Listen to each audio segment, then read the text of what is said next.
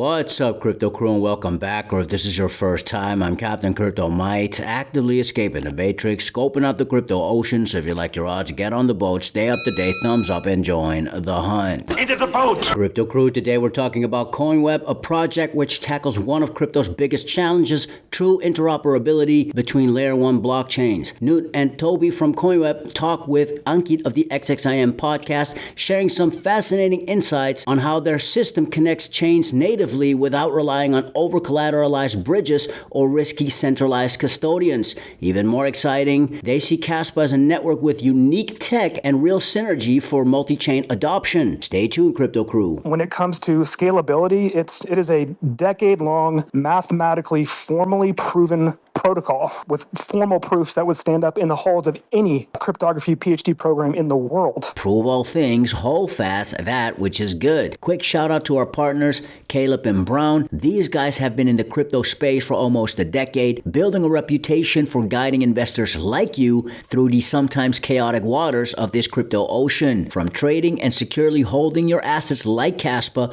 to seamless withdrawals with no hidden fees, Caleb and Brown offers institutional level security to you, delivered with a personal 24/7 touch. So if you want calm, competent support to help steer your next bull run, check out Caleb and Brown through the link in the description. We obviously want to support chains with a lot of adoption, but also importantly, we want to support chains that has unique functionality. So both are factors that we consider when adding new chains, because when we do that, we expand the solution space for developers and projects that they can then utilize different properties from the underlying blockchains more easily and combine them also. On the moving of asset part, how does the assets actually move? So you're not actually moving the asset because native Bitcoin can only be on Bitcoin. So for example, here I go from native ETH to native BNB. I could have gone from native Bitcoin to BNB or between any of these. I'm not going to go from Bitcoin now because it takes some time often to confirm, but in principle it's similar. These blockchains are not connected by default, and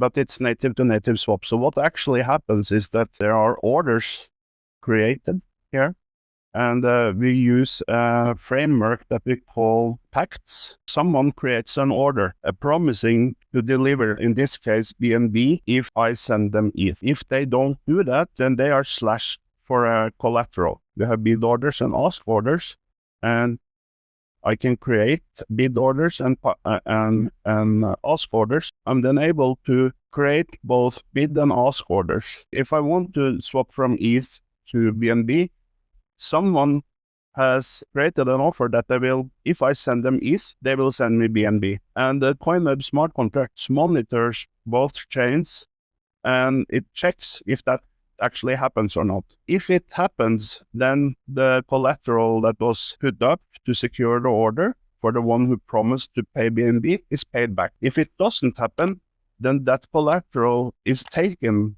from the one that created the order and used to create a reverse order with a much better price. So then it's lower than market price, which someone else can take. It's very effective because we don't need a lot of collateral. We need exactly the collateral that is enough to incentivize someone to complete the trade, instead of what we see on, if you have a consensus system between, you typically have validators bidding to put up the most collateral.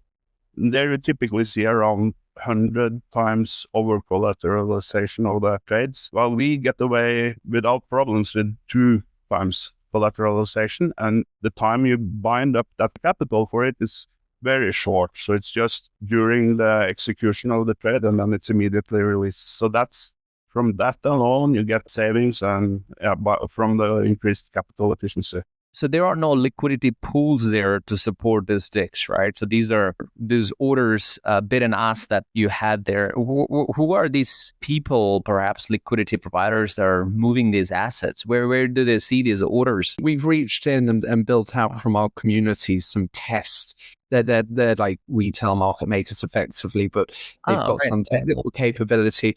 And just in the first instance, we said, look, we need some friendly people to be able to kind of come in, and they got very, very excited, got some rewards with some tokens, and then they've plugged in these liquidity sources at the moment. But we've got a massive community push that's coming very, very shortly. So part of that marketing effort isn't just building community, but it's being able to bring in people that want to be on the bid side of a trade and become market makers themselves, because they can earn on the collateral that they're posting. It's not just community for the sake of community. For people that, want to have a spin on a token, a TG, we want people as actively involved in the platform as possible. Yeah, and also this is a modular system. So there's multiple ways that trades can be settled. So, for example, instead of that being a direct order, it could be an intent to settle into Uniswap, for example. The exchange function is detached from the liquidity provisioning in that sense. So it's quite dynamic in the way that you can add, and I know on the PackSwap there's already multiple very interesting mechanisms to be added there. Just on the chains, I wanted to ask you, what is the criteria to consider a new chain? And specifically, I'm asking for Kaspa, which, we are big on Kaspa. It's one of the chains we love. So are you thinking of adding more chains, and what are the criteria you look at? Yeah, Kaspa, I met the team there in Singapore. We had multiple requests from our community. Been looking at that.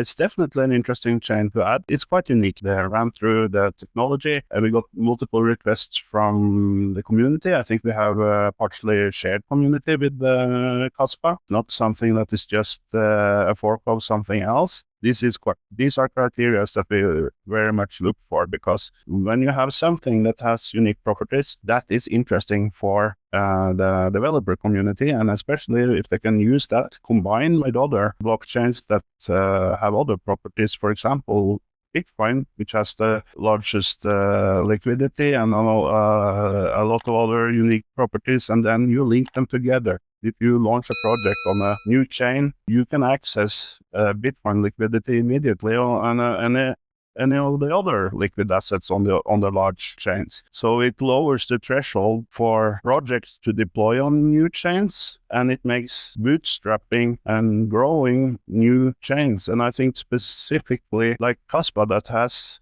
a unique approach, a unique technical approach, it should be a lot of synergies for these projects with Coinweb. I was familiar with Kaspa before, but it's nothing like getting it from the from the source itself. So it was very interesting. Yeah, so I love to see a world where we can, people coming from Bitcoin or from Kaspa to Bitcoin, like natively can do that without trusting, bridges, or without trusting centralized entities. That'll be amazing if we can see that one day. Yes, blockchain unification is something we're working to achieve. So unifying blockchain at a lower level, maintaining more of the common properties between them, less compromises, and so you can really benefit from the properties of all of them. It spans actually more than just assets. It's about information, how information is traveling, and that you maintain those valuable properties from the blockchains that they are not compromised on. So we think this will become just more and more important as the need to authenticate and verify information will become higher and higher with all this AI development and a lot of false information being created. So we believe that the need to verify and be able to verify more complex computation is just going to be more and more important in the future. And this is the ground vision for Coinweb, is to be the protocol that enables this. So it spans across digital assets, and it will encompass more and more of general computation and general information. And I think also the lines with that will blur. What is a digital asset and what is a information stream? The notion of coins and tokens might blur quite a bit in the future. So it's more ownership of information from a bit broader perspective.